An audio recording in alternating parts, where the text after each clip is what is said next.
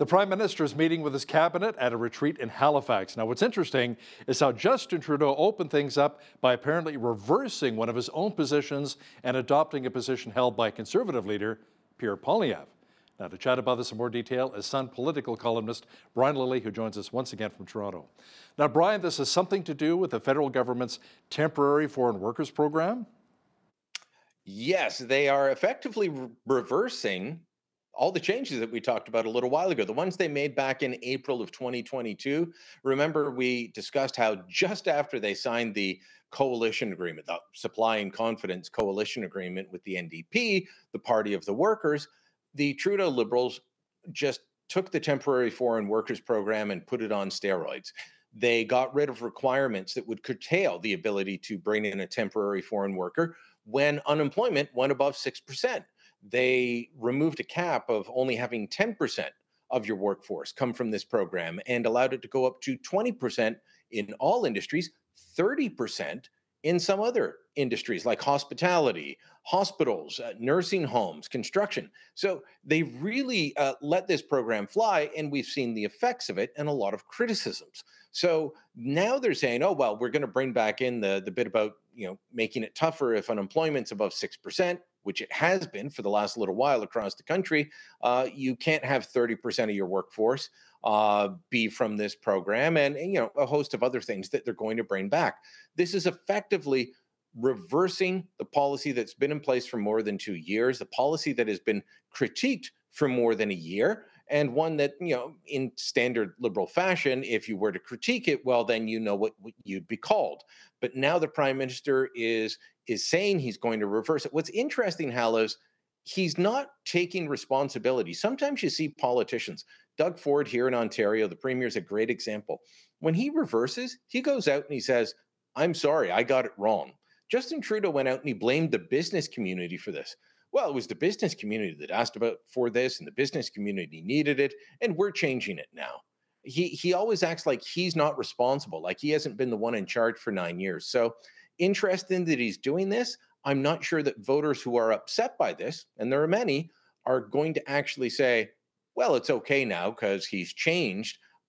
He's not admitting responsibility. Does this mean that certain people who join the program will have to leave Canada now? I mean, some groups of foreign workers and students have said they're not leaving. This is going to be a fascinating element because we've also had Mark Miller, the immigration minister in the Trudeau government, say, well, look, if we have too many temporary residents in the form of temporary foreign workers, one solution is to just make them permanent residents. Well, wait a minute, that doesn't solve the issue. That's just changing what they're called.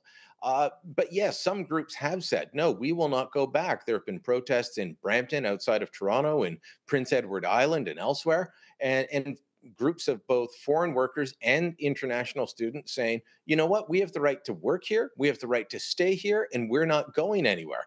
Now, that's detached from reality as far as the way the law, the regulations are written. That doesn't mean the Trudeau government won't change its mind and come up with some solution that does this. I mean, they are open to the idea of open borders, even if Canadians aren't. Now, Prime Minister Trudeau, Brian, was also asked if he would consider dropping the number of permanent residents coming each year as well, not just for foreign workers and students. Now, he didn't say yes, but he also didn't say no.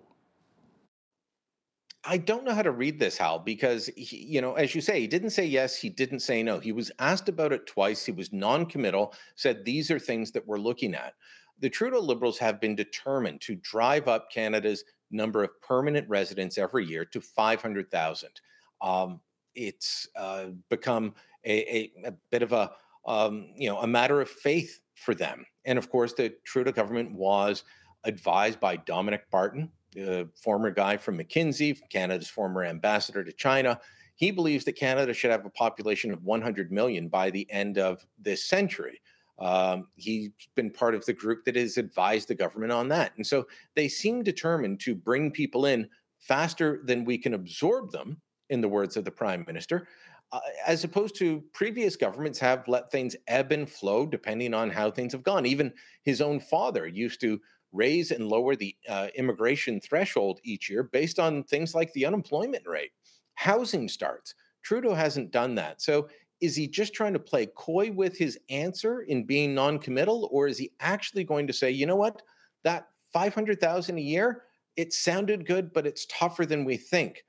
If he does do it, don't expect him to take responsibility. Don't expect him to say he made a mistake. He'll blame somebody else and act like he wasn't in charge if he makes changes.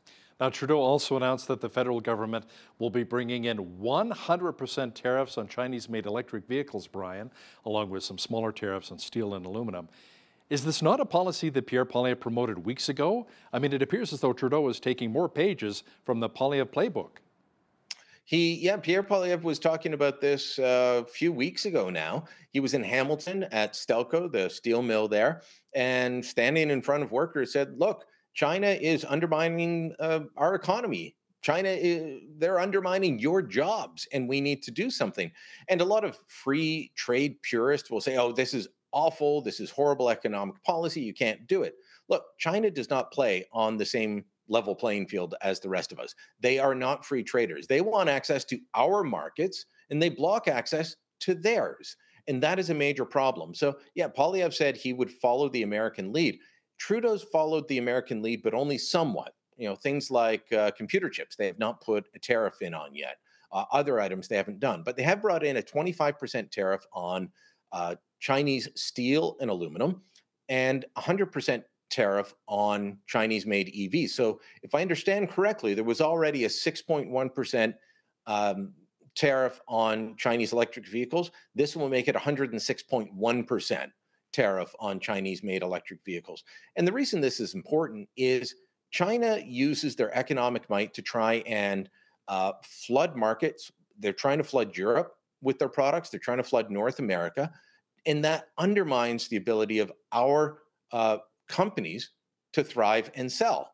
And you know, you can call it protectionism if you want, but this $12,000 Chinese electric vehicle that they're selling in the United States, I'm told it cost about $25,000 to make. So the Chinese government is subsidizing it by more than half and then trying to push it into the American market so that no American company can compete. American plants and by extension, Canadian plants end up shutting down, and we're reliant on China for our vehicles. There's also questions about whether the connected aspects of it, such as your GPS, or connecting your phone to it, will be sending information back to China.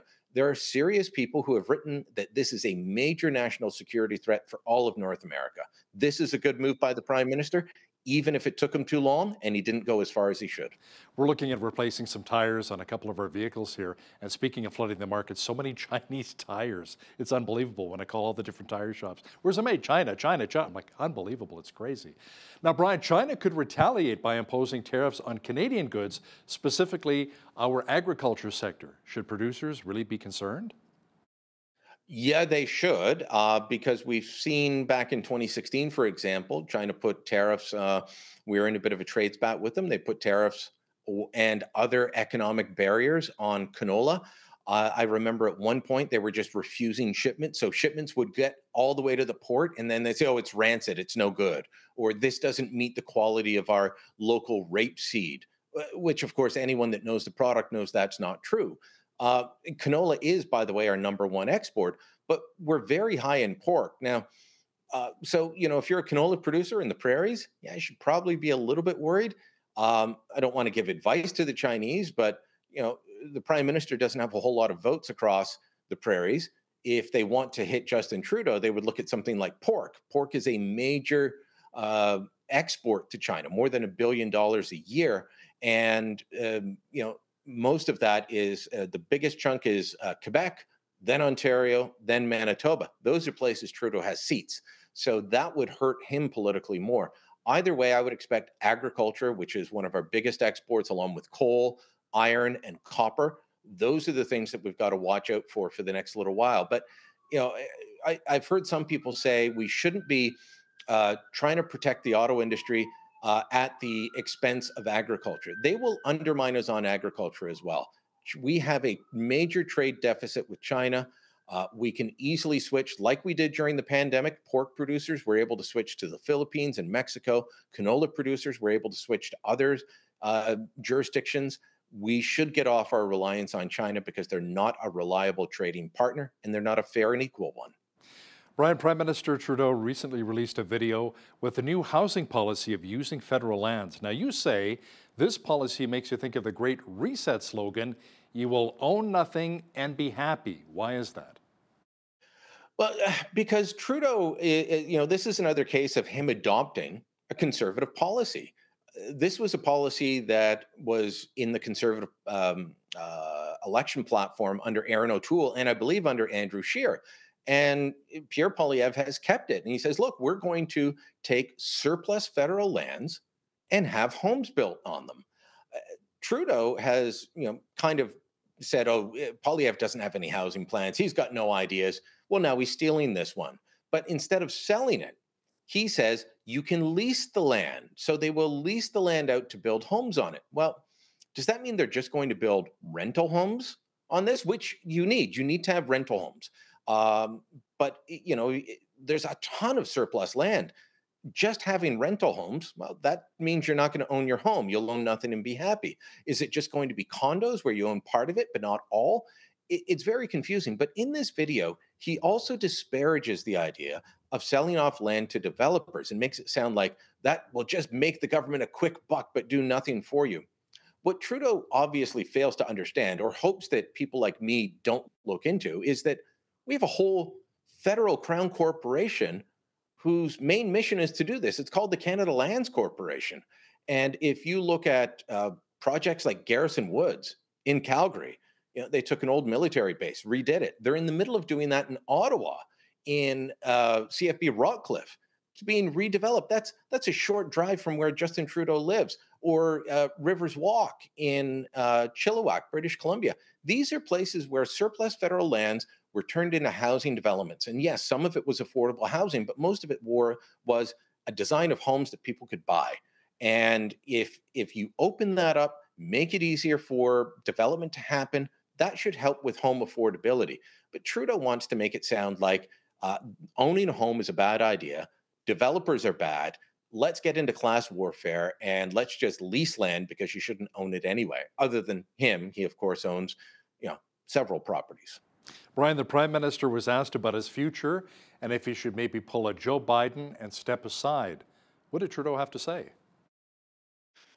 He talked about how much respect he has for Joe Biden. He talked about how they're friends. He was dismissive of the idea that he has to go, though. He talked about how he's got so much more to offer. He's got more fight left in him, that he wants to keep delivering for Canadians.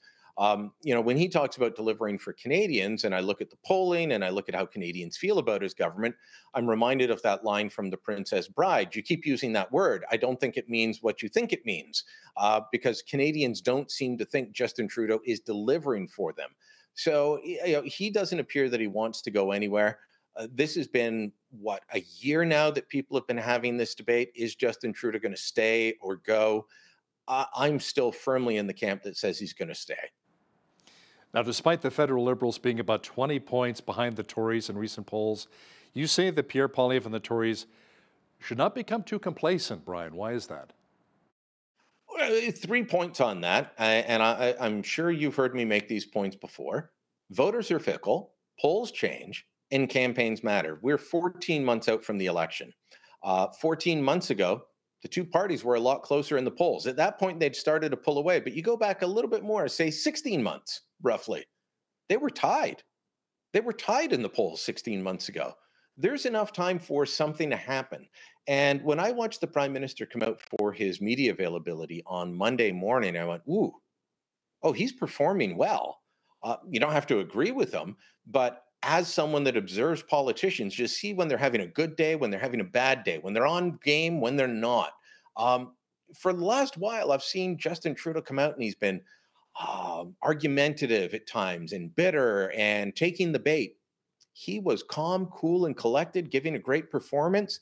And, he may not win me over, Hal, but elections are won and lost by who can connect with swing voters. And right now, Pierre Poilievre has an awful lot of them, and he's won people over. It doesn't mean it's going to stay that way. And Trudeau showing up the way he did in Halifax tells me he wants to fight. He's planning to stick around and fight. He wants to prove to the world that he can beat Poilievre. That's his mindset right now. And so the Conservatives can't be complacent and say, well, we're 15 to 20 points up. We've got it in the bag. We can get sloppy. We can be lazy. No, if they do that, they'll lose the election. Wouldn't be the first time that someone this far out, very well ahead, lost the election. I've seen it happen provincially and federally in the past. So the Conservatives have to be careful that it doesn't happen to them. Political reporter and Sun columnist Brian Lilley, thanks so much for joining us today from Toronto. Thank you, Hal.